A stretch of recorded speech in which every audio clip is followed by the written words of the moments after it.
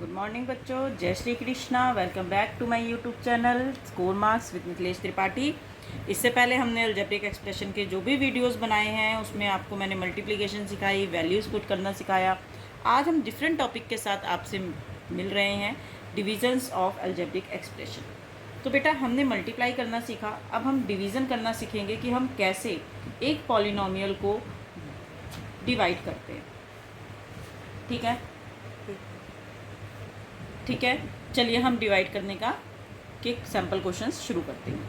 First question है हमारा 9x की 3 plus 18x square plus 45x, जिसको आपको डिवाइड करना है 9x से।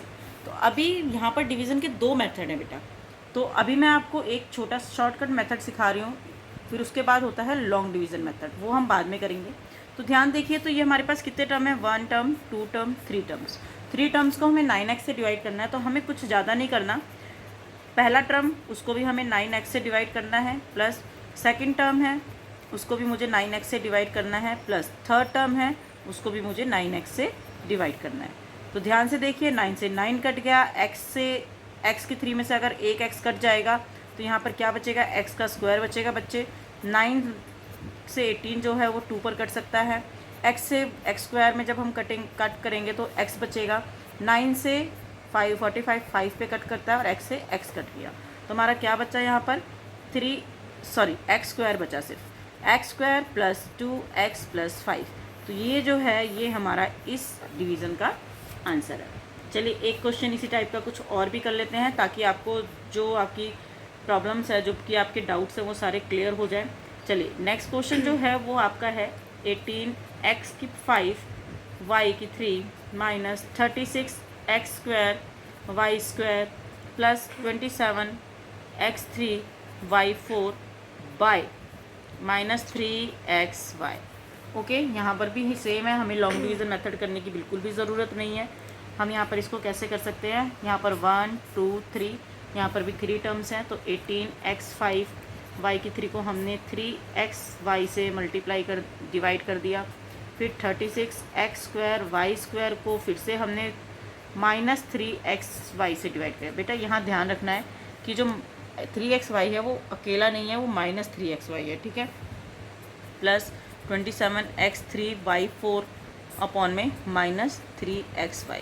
तो अब थोड़ा सा इस इक्वेशन को और इजी बनाने के लिए हम क्या करते हैं, देखिए 18x5 और x3 में मुझे क्या कॉमन दिख रहा है, मुझे कॉमन दिख रहा है कि 3 के टेबल में आता है, ठीक है। या हम कह सकते हैं कि 6 कॉमन ले ले। अगर मैं 6 कॉमन ले लूँ और x, इसको मुझे बनाना है, इसको हम कुछ ऐसे फैक्टर के बिहाफ पे बना देते हैं जिससे कि हमारा नीचे 3xy हमें मिल जाए। तो 3 के टेबल में 18 कहाँ आता है, 6xy पे आता है, यस। तो 6 मल्टीप्लाई बाय 3xy, और बाकी जो बचा x है, x की 4 बच जाएगा और y की स्क्वायर बच जाएगा, इसको हम अलग लिख लेते हैं, ठीक है। और माइनस 3xy नीचे है, इसको भी थोड़ा सा एक्सपेंड कर देते हैं। 3 के टेबल में 36 आपका 12 पर आता है, तो 12xy अगर मैंने बाहर निकाल लिया तो यहाँ पर क्या बचा बच्चे, यहाँ पर बचा सिर्फ x और y, ठीक है। यहाँ पर माइनस 3xy है। नेक्स्ट इसको भी देख लेते हैं, 3 के टेबल में 27 कहाँ आता है, 3 के टेबल में 27 9 पे आता है, ठीक है।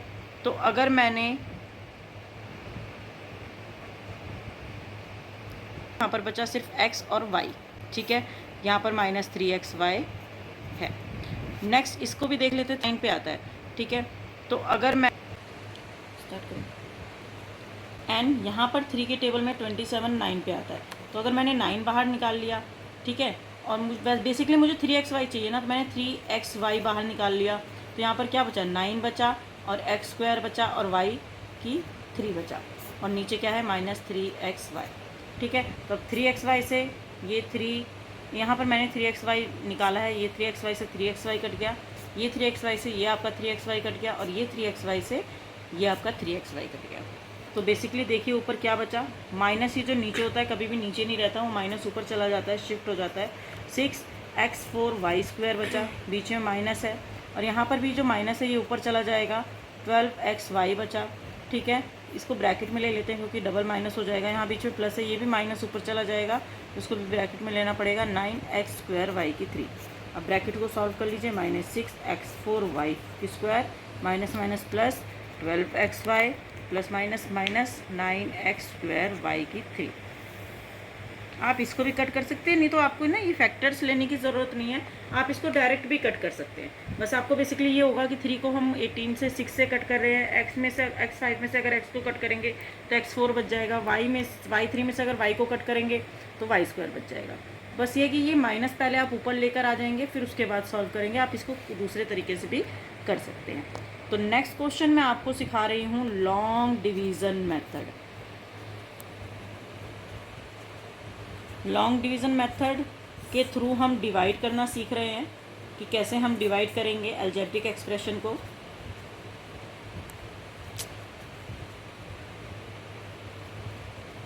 चलिए स्टार्ट करते हैं।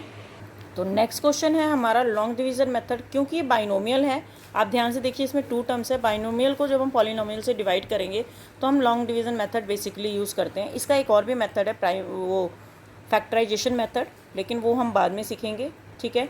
तो चलिए हमें चाहिए यहाँ पर ध्यान से देखिए कि y+1 हमारा है, जिसकी टेबल में हमारे ये सारे नंबर आने चाहिए।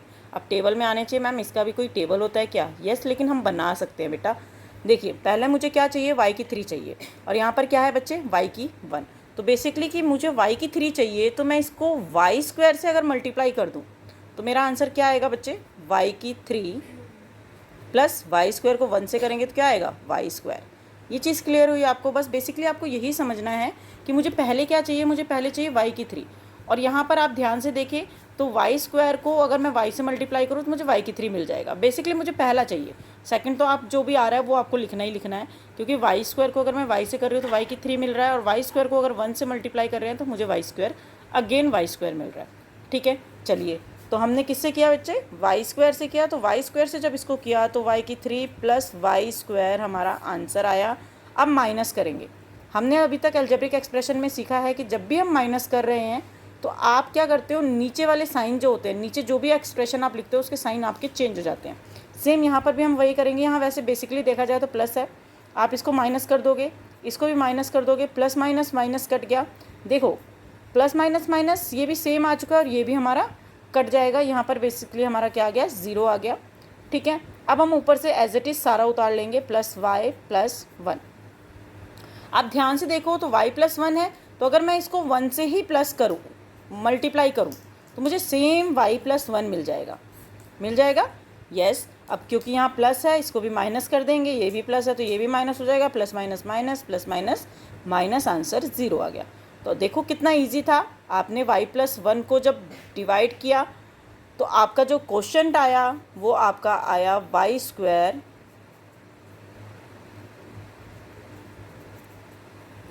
+1, ठीक है बेटा। चलिए